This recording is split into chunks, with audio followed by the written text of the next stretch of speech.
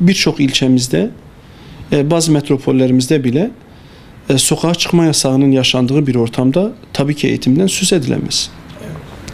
Bununla birlikte örgütün de dayatmalarının neticesinde kendi etkinliklerinin yoğun olduğu mahallelerde veyahut da ilçelerde çocukların, ailelerin okula gitmesini bırak, zaten orada normal bir yaşamın olmasına engeldirler, engel teşkil ediyorlar. Yani insanlar onların artık bu nasıl bir şeydir, nasıl bir ucubedir, yani bunu toplum yavaş yavaş tanımaya çalışıyor. Yani öz yönetimin ne anlama geldiğini, hani halkımız daha yeni yeni kendine geliyor ve bunu anlamaya çalışıyor. Öz yönetim dedikleri yani tamamen örgüte has bir yönetim anlamına gelen ve yani örgütün militanlarının dışında kimsenin kalamayacağı bir ortamdan bahsediliyor. Yani sadece onlara yaşam hakkı var. Sadece onlar orada yaşayabilecekler ve bundan başka da kimse kalmayacak. Dolayısıyla yani tablo bunu gösteriyor. Yani belki hedefleri çok daha farklı olarak yani anlatılabiliyor. Kağıt üzerindeki ifadeler çok daha yaldızlı olabilir. Ama bugün hakikatte gördüğümüz yani hiçbir varlığın yani insanın yaşayamayacağı bir ortam dayatılıyor. Dolayısıyla insanlar akın akın onların kendilerine göre öz yönetim ilan ettikleri bölgelerden kaçıyorlar. Yani bu bir hakikat. Bunun önünü de alamıyorlar maalesef. Yani halk korkudan, şiddetten, baskıdan bezmiş. Yani biz bunu defalarca söyledik. Ve bu dayatmalar eğer oluyorsa bu zavallı yıllarca yani 100 yıla yakındır zulüm gören yani bu halka reva görülmemesi lazım. Bu dayatmalar, bu şiddet farklı ortamlarda, farklı yerlerde eğer kendi hobinizi tatmin etmek istiyorsanız farklı yerlerde yani bunu gerçekleştiriyorsanız yani o bizi ilgilendirmiyor ama siz kalkıp yani bu toplumun bu kadar mazlum bir halkın içerisinde bunu dayatıyorsanız yani bunun anlamı farklıdır. Yani farklı şekilde yorumlanıyor. Yani bu kesinlikle yani bu halka düşmanlıktır. Yani bunun kimse yani bu halka dostluk adına böyle bir dayatmayı yapamaz. Tabii ki yani böyle bir ortamda eğitimden bahsedilemez. Hiç kimsenin eğitiminden bahsedilemez. Yani normal şu anda okulların bünyesinde eğitimin verilmiş olması, okulların kapatılması ile bir tezattır. Yani bir çelişkidir. Yani şu anda bunların etkin olduğu bölgelerde, örgütün etkin olduğu bölgelerde çok sayıda okul kapalı. Çok sayıda okulun öğrencileri başka bir yere yani güya taşınmış durumda. Ama maalesef yani bir eğitimden söz edilemiyor. Mesela bu son Ankara olayından sonra bir greve gidildi. Yani bazı kesimler greve gittiler. Ve bu grev en çok yani eğitim camiasını vurdu. Yani benim bildiğim kadarıyla benim çocuğumun dahi gittiği okul şimdi kapalı. Evet, kapısı açık ama öğrenci yok. Yani bunların tamamı şüphesiz öğrenciler üzerine, eğitim üzerine çok ciddi olumsuz etkiler yaratmaktadır. Bunların yani bir an önce düzeltilmesi gerektiğini inancındayız. Yani eğer devlet ise ve kendi toplumunun yani eğitimini bir programa almışsa bu programın takipçisi olması lazım. Yani bir yerde okullar kapalıysa ve eğitim sürecinin başından beri çocuklar okula gidememişse yani bu ayıp devlete aittir. Yani bunu kendileri ortadan kaldırmalıdır. Bu mağduriyeti kendileri sonlandırmalıdır. Yani bunu işte terör bahanesiyle, farklı sebeplerle yani bunu dile getiriyorsa bile ben bunu ciddi bulmuyorum. Yani birinci derecede onlar sorumludur. Eğer bu sorumluluklarını ifade edemiyorlarsa o zaman açıkça diyecekler ki biz bunu yapamıyoruz. Önümüzde bir engel vardır. Bu engeli aşamıyoruz. Yani halk da bu zafiyeti bilsin. Ama öbür tarafta yok her şey bizim kontrolümüzde. Biz her şeye hakimiz. Öbür tarafta da bu tür zaaflar yaşanıyorsa yani bu zaaf onların bu ifadelerinin doğru olmadığının bir yansımasıdır.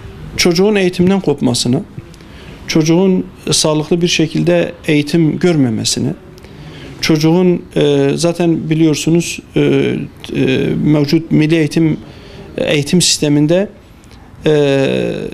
sınava endeksli bir başarı söz konusudur. Bu tür şartlarda eğitim gören çocukların ne psikolojileri ne eğitim süreçleri başka yerde, yani bu tür sıkıntı ve sorunların olmadığı başka ortamlarda eğitim gören çocuklarla kesinlikle kıyas edilemeyecek boyutta bir boşluk yaratıyor. Ve bu boşluğun beraberinde getirmiş olduğu sıkıntılar da sonradan çocuğun dosyasına işleniyor. Ve çocuk artık fırsat eşitliğinden bahsediyoruz. Yani fırsat eşitliği burada söz konusu olamaz. Yani ikisi de sınava girecekler. Birisi donanımlı, hazır, her türlü imkandan istifade etmiş.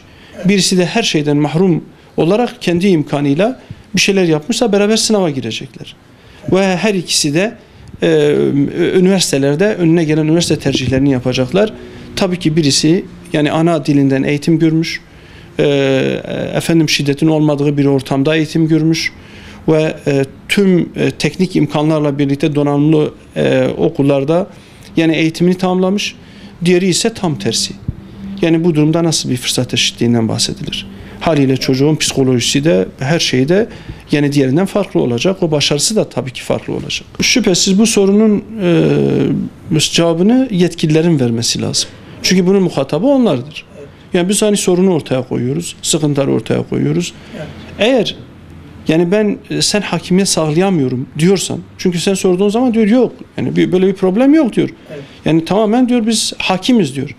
Sen hakimiyet sağlayamıyorsan bizim tavsiyemiz, sağlayamadığın bölgeler varsa o bölgedeki çocukların, öğrencilerin zarar görmemesi için, bunların daha fazla mağdur olmamaları için açıklamada bulun. Söyle ben buradaki eğitim şeylerimi, okullarımı, eğitim kurumlarımın tamamını kapatıyorum.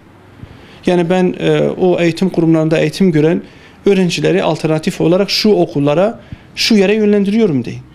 Ve orayı güçlendirin. Öbür tarafa alın. Bunun dışında bu belki ikinci bir tercih ama birinci tercih eğer siz gerçekten hakimiz diyorsanız ve devletseniz bu şiddeti sonlandır. Ne şekilde sonlandırıyorsanız sonlandırın. Sonlandırırken de kesinlikle kuru yaşın beraber yanacağı şekilde bir şekilde değil. Siz hakimiyetinizi sağlayın. Madem öyle diyorsunuz, biz hakimiz diyorsunuz, o zaman biz bunu görelim. Bazı yerlere müdahale olunca orada çok sayıda sivilin zarar gördüğü, hatta katledildiğine de şahit olmaktayız. Bunların da olmaması lazım, bunların da yaşanmaması lazım ve bu sürecin sağlıklı bir şekilde tamamlanması lazım. Bunun ne şekilde, mesela bana göre her şey şiddet değildir. Şiddetle sen bunu bastıramazsın. Biz baştan beri şunu söyledik. Dedik ki Kürt halkının haklarını bir örgütün haklarına bağlamayın. İpini buraya bağlamayın. Şimdi eğer 80 yıldan beridir gasp edilen bu halkın, mazlum halkın hakları verilmiş olsaydı bugün belki bunlar da yaşanmazdı.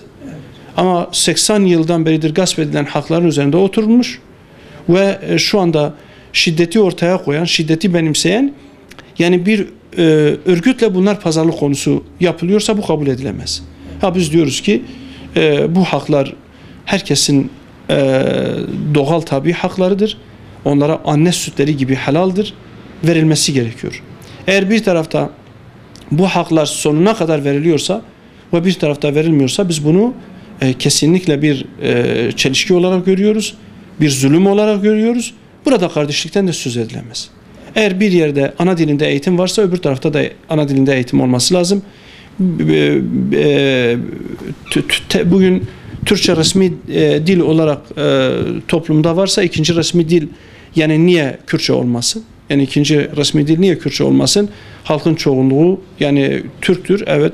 İkinci çoğunluk ise Türktür, Kürttür. Bunu göz önünde bulundurarak niye bu yapılmasın?